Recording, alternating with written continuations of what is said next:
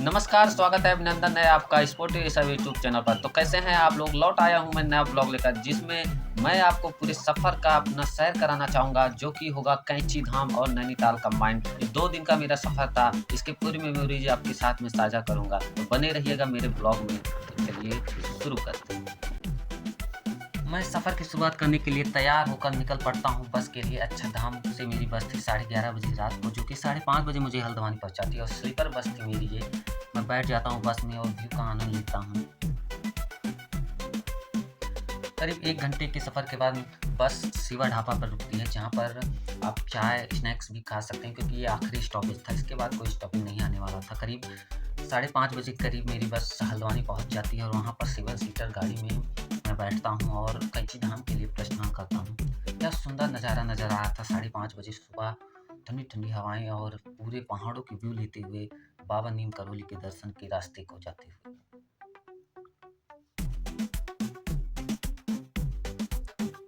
करीब 1 घंटे के सफ़र के बाद फाइनली मैं कैंची धाम पहुँच जाता हूँ और सबसे पहले फ्रेश होके नहा धो के मैं आता हूँ, जहाँ पर सामान रखने की जगह होती है। अपने सामान रखता हूँ और कैंची धाम का पूरा व्यू एकदम आनंद लेता हूँ। क्या समागम था, भीड़ थी पूरी, पॉजिटिव वाइब आ रही थी।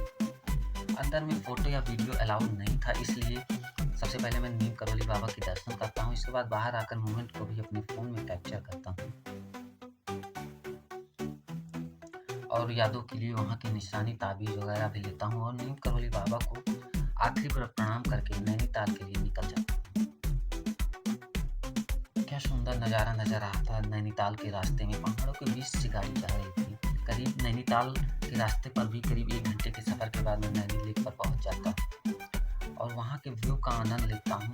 करीब 10 बजे के करीब मैं नैनीताल पहुँचता हूँ और एकदम धूप खिली हुई थी, गर्मी नहीं थी, पूरा ठंडी-ठंडी हवाएँ चल रही थी और मैं थक भी चुका था, इसलिए मुझे एक रूम लेना था और शाम को नैनीताल के व्यू का आनंद लेना था। इसलिए मैं एक रूम लेता हूँ और रूम का आप नज़ारा देख सकते हैं, एकदम वादियों के बीच। क्या सुंदर जगह पर रूम लिया गया था और करीब 2-3 घंटे के आराम के बाद मैं शाम को फिर से नैनीताल झील के पास आ जाता हूँ और सबसे फेमस चीज़ बोटिंग करने के लिए बैठ जाता हूँ। क्या सुंदर लग रहा था बोटिंग करते समय। शाम का समय, ठंडी हवाएँ, पानी एकदम शीतल और वादियों के बीच से जो नाव चल रही थी, एकदम सुंदर नज़ारा नज़र आ रहा था।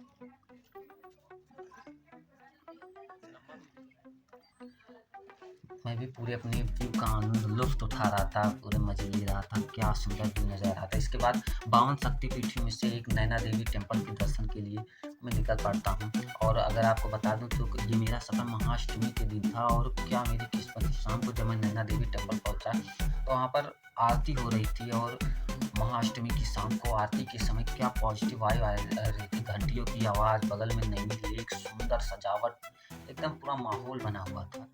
मैं नैना देवी के दर्शन करने के बाद जाता हूँ रात के डिनर के लिए और होटल में डिनर करता हूँ और थक भी चुका था काफ़ी, क्योंकि मुझे कल भी अभी सफ़र करना है पूरा, इसलिए मैं सो जाता हूँ अगले दिन के लिए, सफ़र के लिए। दूसरे दिन की शुरुआत होती है। मैं भी तैयार-वैयार होकर निकल पड़ता हूँ मेरी लेक के पास और मैं क्या देखता हूँ कि गांधी जी अपने कुछ सिलाई में मगरूर थे और उनके बंदर ने मुझे देखते ही इतनी दहशत थी कि उन्होंने अपने कान, आँख, मुँह बंद कर लिए थे।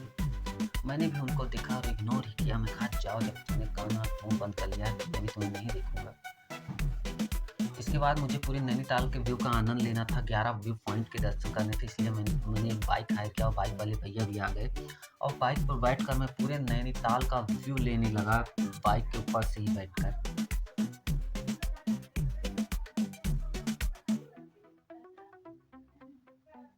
क्या सुंदर नज़ारा नज़र आ रहा था पूरे व्यू का। इसके बाद सबसे पहले वाटरफॉल जाता हूँ मैं।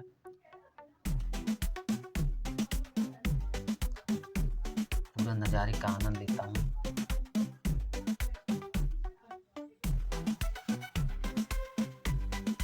बहुत ही मनोरम दृश्य था ऊपर से पूरे नैनीताल का व्यू। बाइक पे बैठकर, अवेंजर बाइक थी मेरी। भैया भी अच्छे थे, सब कुछ मुझे एक-एक चीज़ बताते। सबसे पहले मैं वाटरफॉल पहुँचता हूँ और बेहद ही उच्च क्वालिटी का वाहियात वाटरफॉल था। अगर आप जाने का सोच रहे हैं तो मत जाइएगा वाटरफॉल। लेकिन मैं एक बार पहुँच चुका था वाटरफॉल, तो मैंने सोचा भाई जब इतनी दूर आए ही हैं, वाटरफॉल आ ही गए हैं, थोड़े से मोमेंट को कैप्चर भी करता हूँ।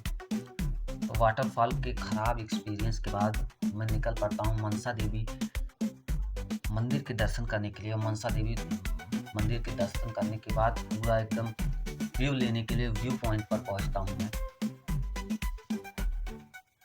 और व्यू पॉइंट से पूरे नैनीताल का एकदम ऊपर से सुंदर नज़ारा नज़र आ रहा था। क्या एकदम सुंदर था पूरा माहौल। इसके बाद नैनीताल की फेमस जगह lovers point and suicide point पे मैं पहुंचता हूँ। और आपको बता दें कि ये एक फेमस जगह है जिसको लवर्स पॉइंट और सुसाइड पॉइंट के यहाँ पे बनाया गया। और सबसे पहले जब मैं वहाँ पहुँचता हूँ तो मैं लवर्स पॉइंट पे ना जाकर सबसे पहले सुसाइड पॉइंट पे जाता हूँ, क्योंकि दोनों सेम ही बात है।